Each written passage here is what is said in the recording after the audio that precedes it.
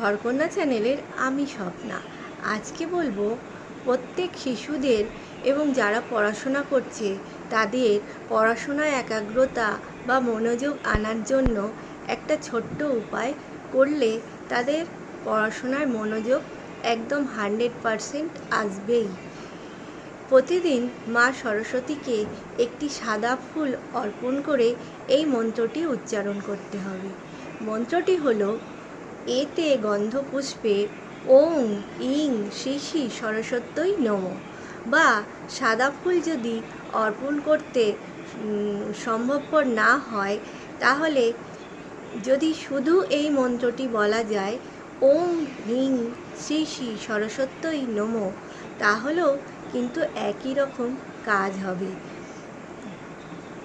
প্রতিদিন পড়তে বসার আগে এই মন্ত্রটি যদি 3 বার করে উচ্চারণ করে পড়াশোনা শুরু করা যায়, বা সকালবেলা এই মন্ত্রটি ঠাকুরকে সাদা ফুল অর্পণ করে এই মন্ত্রটি 3 বার করে রোজ কেউ বলে, তাহলে তার পড়াশোনায় মনোযোগ অবশ্যই আসবে।